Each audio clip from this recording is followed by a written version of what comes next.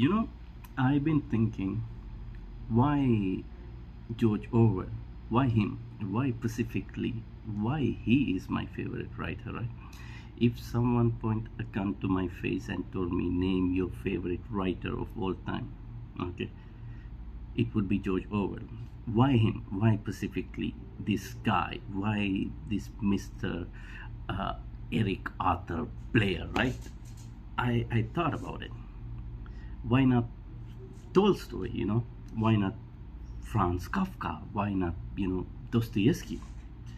It's fascinating to me why George Orwell hold like a significant place in my brain and in my heart.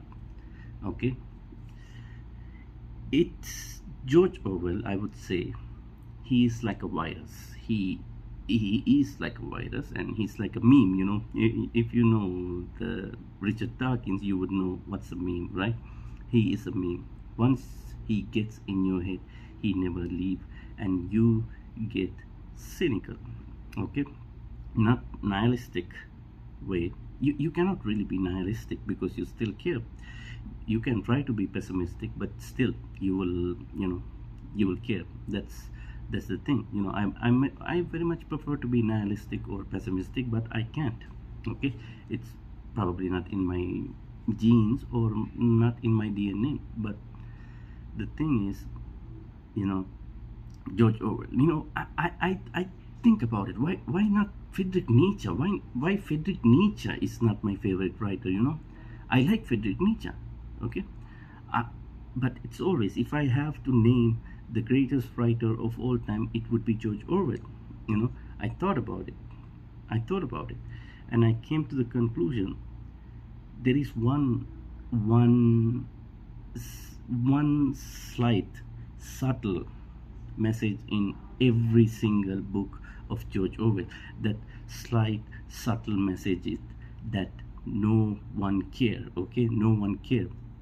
Even George Orwell himself, he doesn't care. We think we care. Okay, partially I would say we do care. Okay, but our care for others can go to such extent. Okay, we cannot care. Okay, see, it's a paradox. We care, but we don't care. But let me tell you, you would think, okay, since last year, I've been thinking about the world, and I've been thinking about the war. Okay, that's what I do. I think. Some people say I think too much, which is it could be true. Okay, the war between Iran and Israel and Palestine and this United States, right? You come to think of it, personally, I would much prefer people of all these countries to have a great thing, have a great, just a normal life. I'm not asking for much, for everybody to live happily ever after, which is a naive idea, right? It's something that we cannot get, right? In the beginning of the war, I thought, you know what? Maybe this Trump fella is doing something great. The Iran theocratic. It's not really nice, right? They're building nuclear weapon, and they're doing lots of bad stuff. I come to realization, the Trump or the Republican, they don't really care about women in Iran or men in Iran. Okay, I'm sorry. Okay, and you would think, now the liberal, those who protest free Palestine, okay, they care about Palestinian, right? They don't care about Palestinian. They just want to look good for the camera, look good for the social media. They want to perceive as being virtuous. Okay, if you want to know about virtue, read Plato Republic. I'm not an expert on virtue. I'm not claiming Plato to be expert on virtues either. We don't know for sure what is virtue, right? But we know, we have an idea of what is virtue, right? Virtue is not protesting to say free Palestine. Okay, virtue is not saying Israel, the this one, okay. It's just people picking side based on their what is trendy or what's benefit for them. I'm gonna go further to say, like people like Ben Shapiro. I don't think they care about Israel. I'm sure they care about money. As every politician, I'm not only talking about Republican and liberal. Why the UN? Why? What's the fuck going on, right? Why nobody care about Myanmar? You know, why nobody care about Nigeria? Why nobody care about like the fucking North Korea? They care about themselves. They care about the oil. They care about the economic. The rich people don't care about poor people. The politician is not your friend. Okay, people who rule the government is not your friend. If you think you have a liberal president or liberal prime minister is your friend, you're a fucking donkey. If you think you are a Republican and you have a Republican president and Republican prime minister, you are a fucking donkey. They don't care. They just want to perceive as good.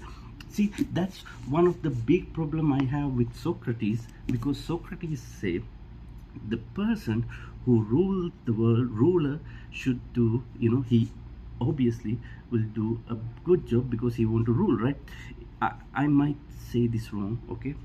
But Socrates saying, let's suppose there is a doctor, right? And if this doctor see a bad doctor doing his job, he will come and say, you know what, this fucking guy is crazy. This is now how you perform a brain surgery. But that's not going on with politics, okay? Let's suppose two guys, okay? One is a good doctor and he's doing a good job, and another guy come, which is a bad doctor, and he will come, you know what? This fucking guy is doing brain surgery. It's fucking wrong. But meanwhile, this guy don't know shit, and it could be both of them don't know shit what they are doing because they only in it for themselves. Okay. All the politicians are not your friend. Political ideology, I'm gonna say political ideology, it's okay, it's okay. All the political ideology has some good, has some bad, okay? But the moment we introduce this this fucking human into the ideology, we corrupt things, okay? This is why I think people like philosophers like Niccolo Machiavelli is very important. That's why I think George Orwell is the greatest writer. I think George Orwell should be the most important writer of humanity to know what we are going to. Okay, we are going someplace. It's a brave new world mixed with 1984. Okay, that's fucking messed up. Okay, so cheers.